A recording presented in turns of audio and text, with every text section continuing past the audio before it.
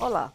Campanhas políticas recentes, como a dos Estados Unidos e da França, tiveram como novidade os ataques via internet, ora para derrotar um candidato, ora para alavancar as chances de outro.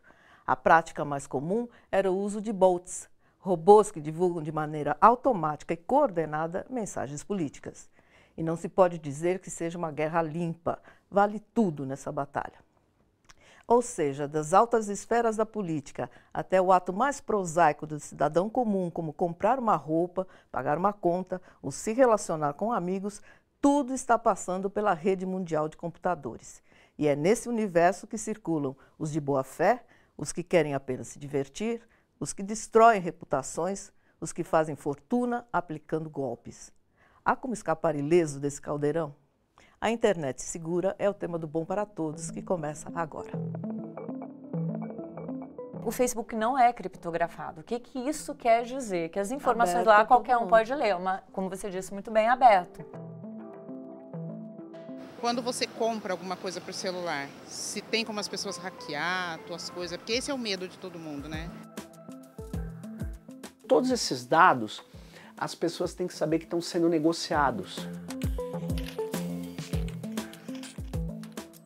Nossa convidada é Priscila Costa Schreiner, procuradora do Ministério Público Federal, especialista em crimes cibernéticos. Tudo bem, Priscila? Tudo bem, Maria Amélia. Um Obrigada prazer estar pela- aqui. Muito obrigada. Obrigada pela sua presença. Quase 60% dos brasileiros estão conectados à internet. São 102 milhões de internautas.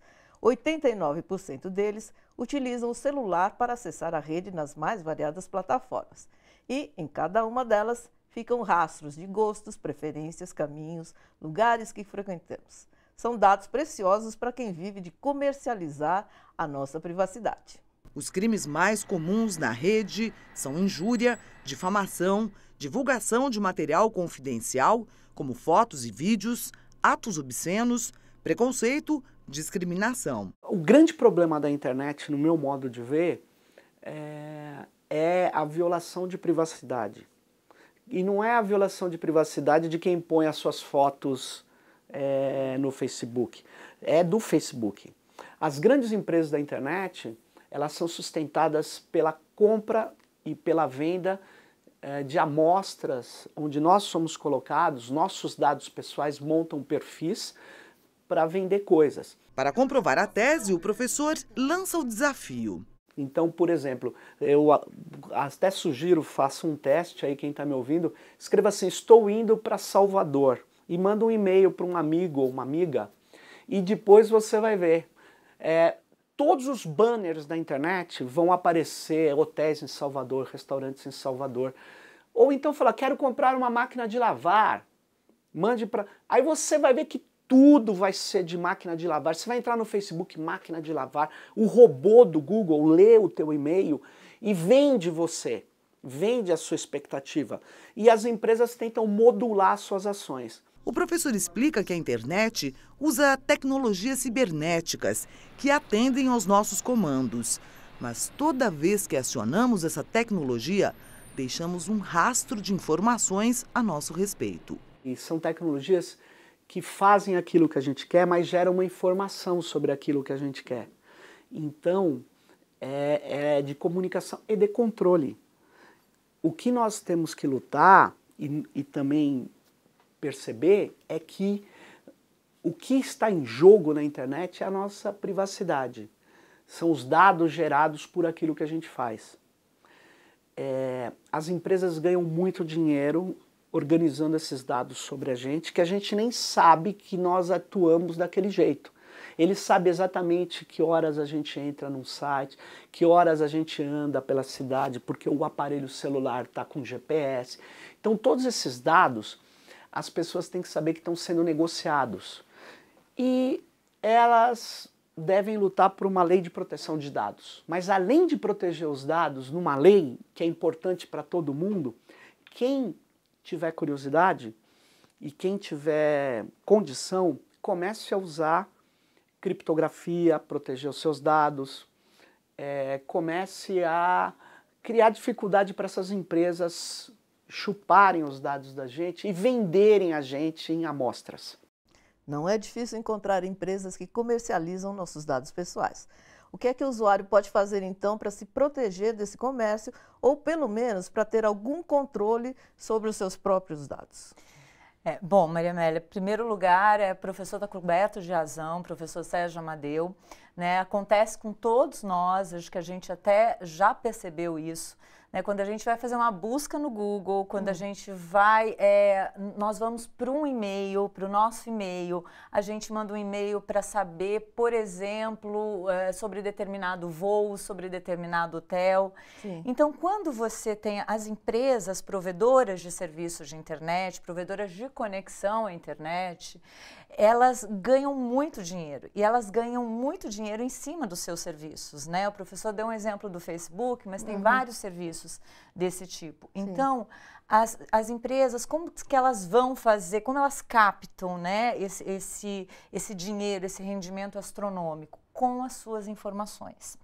Então, e quando você autoriza essas informações? Porque você tem que autorizar, né? Se você não autoriza, aí de repente você pode até pensar que a empresa está cometendo um crime de violação de sigilo, Sim. mas geralmente o que acontece é que nós autorizamos. Maria Amélia, como a gente autoriza? Pois é, Como é que a gente autoriza? Quando a gente dá aquele eu aceito, quando você lê, tem termos e condições de todos os serviços praticamente prestados na internet, Sim. você tem, assim, termos e condições que para você usar o serviço você deve aceitar. Então a gente não tem saída, porque para participar daquilo você aceita automaticamente. Você pode não aceitar, mas daí você não usa o Facebook, entendeu? Sim. Então, assim, você tem a opção, o que as empresas falam? Você tem a opção de você não usar o serviço. Uma vez usando, e você, para usar, você precisa aceitar os termos e condições dessa empresa, você está dando à empresa o direito de saber aonde você navegou, o direito de saber os websites que você mais visitou. Em vez de você pesquisar no Facebook, colocar ali no teu e-mail, vai dentro da passagem, no site da passagem aérea. Aí já é alguma forma de protege controle, um pouquinho, né? E também tem a criptografia, mas a criptografia nem sempre é um processo tão fácil assim da gente usar. Ok. Nas ruas da cidade há muitas pessoas, como a nossa próxima entrevistada. Ela trabalha e tem de estar em contato constante com o escritório por várias plataformas. Não costuma fazer compras pela internet e via celular e evita acessar aplicativos. Tem uma dúvida. Quando você compra alguma coisa para o celular, se tem como as pessoas hackear tuas coisas, porque esse é o medo de todo mundo, né? Que é bem mais prático você comprar, né? Receber em casa, mas às vezes dá um medo, assim, de você ser hackeado. Já tive algumas amigas que sofreram com isso. É isso que eu queria saber.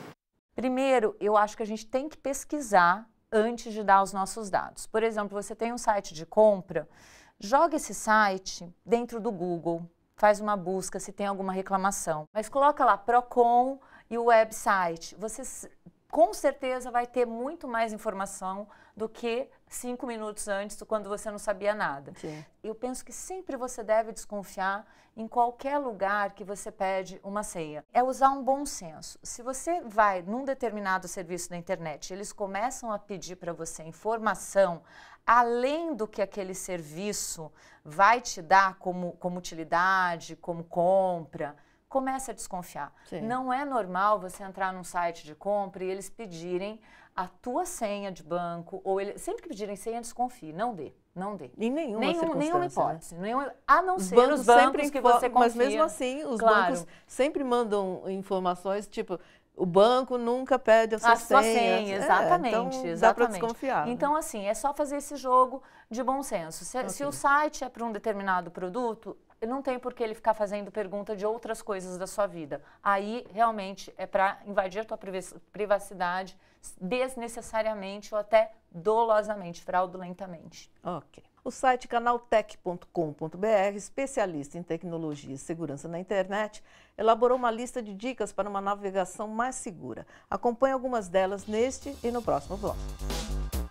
Não instale softwares suspeitos, mesmo os plugins. Escolha os apps do seu browser com cuidado e, de preferência, aqueles de empresas que você já ouviu falar. Não seja amigável demais. Ao aceitar solicitações de amigos no Facebook, você autoriza pessoas desconhecidas a saber o que acontece na sua vida. Dados privados podem ser rastreados, localização, emprego e até seu número de telefone. Nunca atualize um player de vídeo apenas para assistir a um vídeo. Se um vídeo solicitar uma atualização, não clique. Essa é uma tática comum do crime virtual para instalar malware. Ninguém resiste a um teste no Facebook, mas já existem teorias a respeito de que não são tão inocentes. O que é que são esses testes? Há realmente alguma coisa por trás deles? Olha, de novo, depende muito, Maria Amélia, porque esses testes que tem, assim, muito no Facebook, ou mesmo que não seja do Facebook, tem, né, para você fazer que são divertidos, sim, tudo, né? Olha, pode ter certeza que as informações que você põe lá, como o professor Sérgio Amadeu falou ali no começo, elas vão estar guardadinhas. Sim. Elas vão estar guardadas. O Facebook não é criptografado. O que isso quer dizer? Que as informações aberto lá qualquer um pode ler, como você disse muito bem, aberto. Façam teste, podem fazer, mas saibam que aquele resultado vai ser publicizado ou vai ser usado para você receber informações que talvez você não queira. Pois é. No próximo bloco, ter a página do Facebook invadida por hackers traz não só prejuízo pessoal, como financeiro. O dinheiro já está depositado. Quando eu vi, eu falei, não é possível.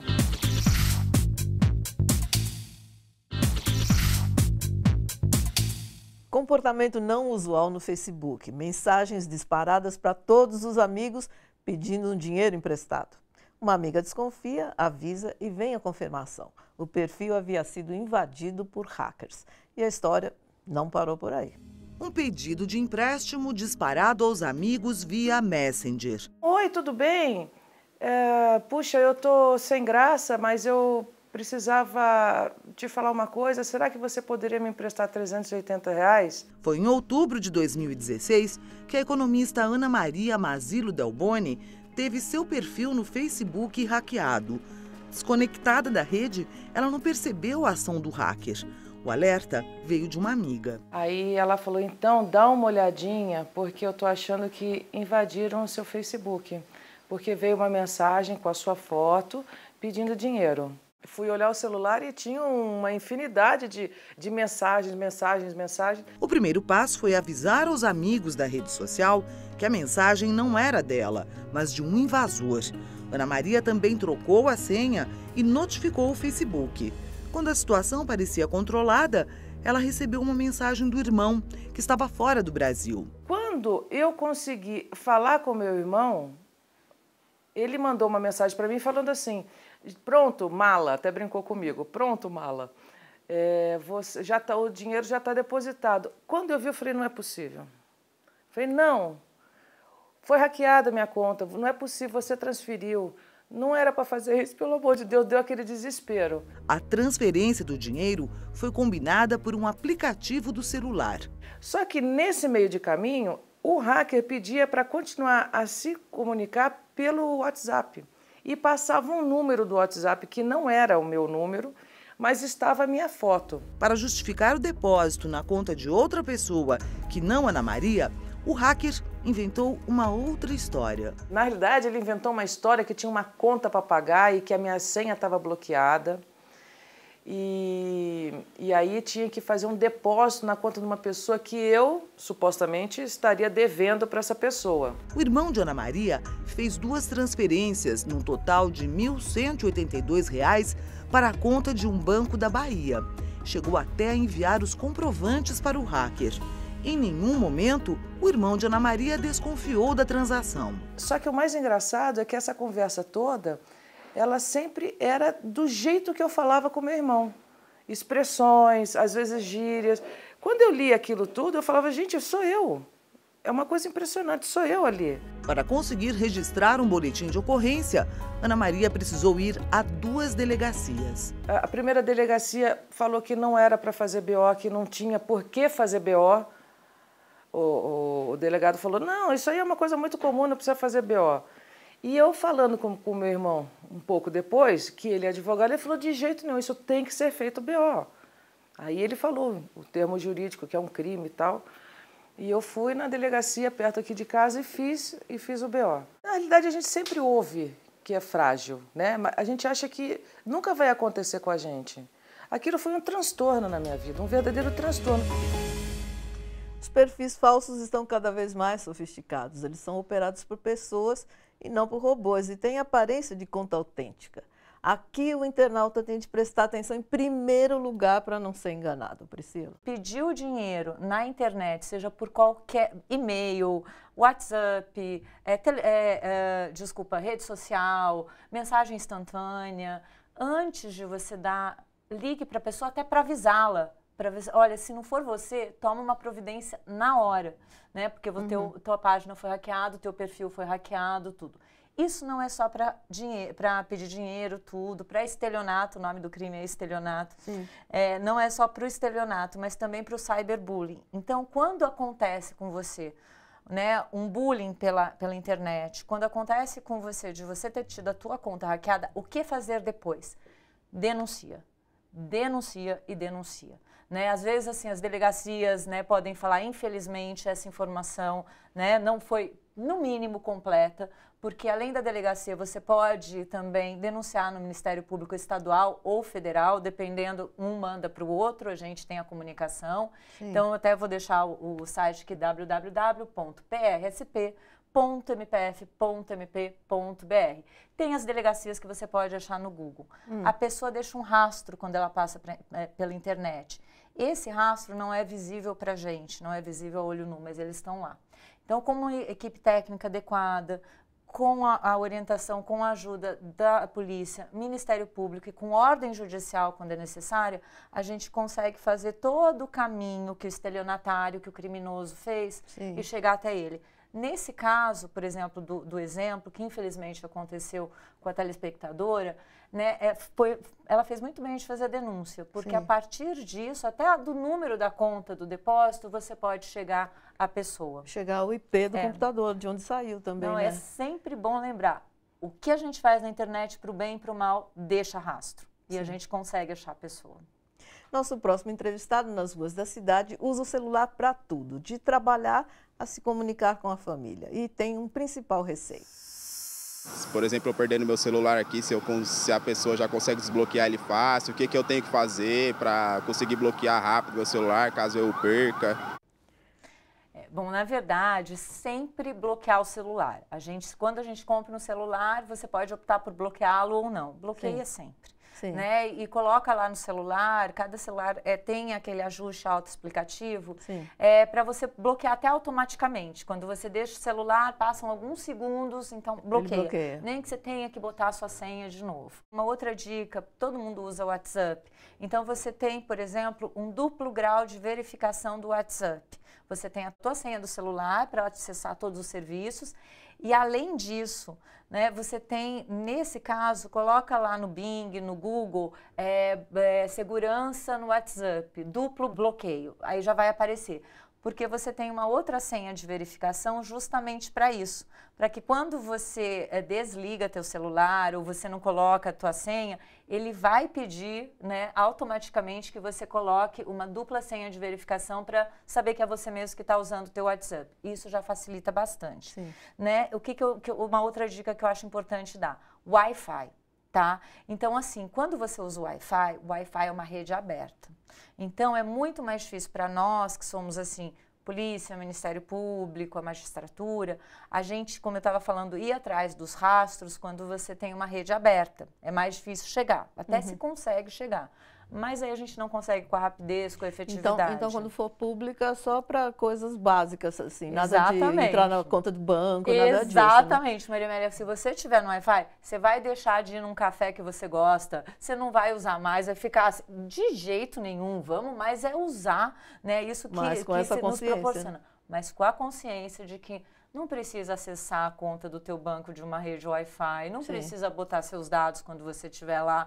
Então, deixa você estar em casa, na tua segurança do teu lado, do teu escritório, do teu local de trabalho, em que você tem mais confiança para você fazer esses serviços. Vamos a mais algumas dicas de segurança na internet. Presentes gratuitos online, na verdade, não são gratuitos. Essas promoções pedem que se preencha um cadastro com dados pessoais.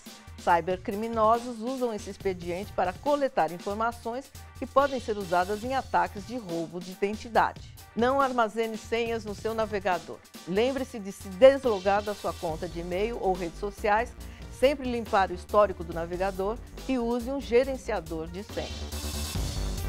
Recentemente, tivemos a ação de hackers invadindo computadores em mais de 150 países, inclusive o Brasil. O conteúdo era sequestrado e criptografado por eles, que então exigiam dinheiro pelo resgate.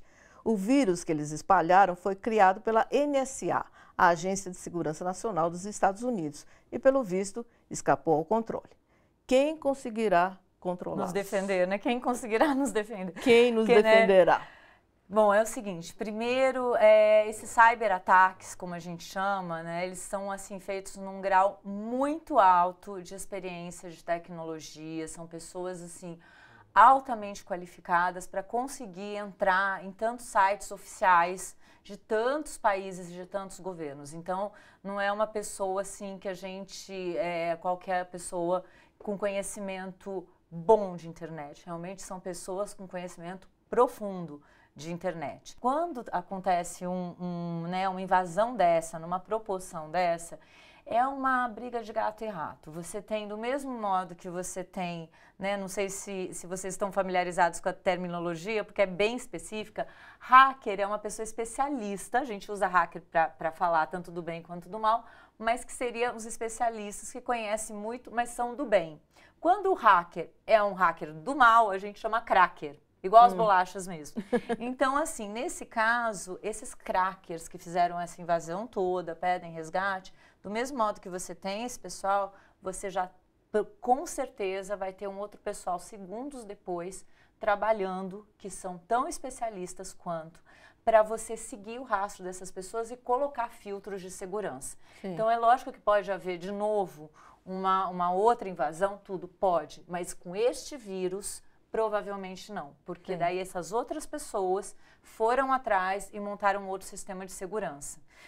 É como se fosse, na verdade, uma máquina de códigos de senha que quando você, por uma tecnologia ultra avançada fosse descoberta, na verdade você não usa mais aquilo. Você tem que mudar e fazer um sistema de segurança todo novo. Né? Então, assim, infelizmente, a gente não pode responder de outra maneira. Para cada invasão, a gente precisa de uma contra-invasão, ou seja, a gente precisa de uma nova segurança. E daí que vai ser desenvolvida por especialistas também. Mas, de qualquer maneira, os crackers, como você disse, ficaram milionários do dia para a noite, porque ainda pediram resgate em bitcoins, que não dá muito... bitcoins, isso aqui você não... é uma moeda virtual que você não consegue rastrear. Não, então... e aí você tem as dark coins depois da bitcoin, que é mais ainda, que é mais difícil de rastrear.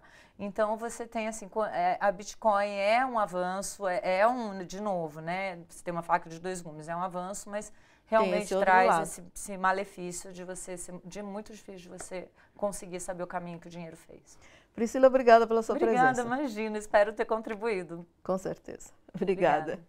Participe pelas redes sociais, anote dicas, reveja o programa e acompanhe a TVT acessando a nossa página na internet, YouTube ou nosso site, tvt.org.br.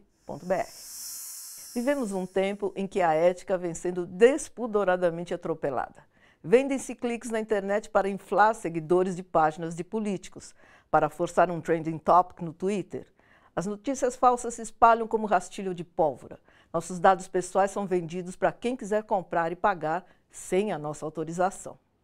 O físico britânico Tim Berners-Lee, que há 28 anos inventou o World Wide Web, o WWW, se mostra preocupado com a forma como a internet vem sendo usada e diz que essas práticas têm um efeito assustador sobre a liberdade de expressão. Estamos todos sendo vigiados o tempo todo. Alguns governos tentam criar mecanismos de defesa para o cidadão, mas parece que o poder do dinheiro sempre fala mais alto. Como será o futuro das crianças que têm suas vidas expostas na rede, de forma inocente, quase sempre pelos próprios pais, parentes e amigos? Que seres humanos estamos criando? Terão como se defender? Precisamos começar a pensar nisso já. O Bom para Todos fica por aqui. Até a próxima.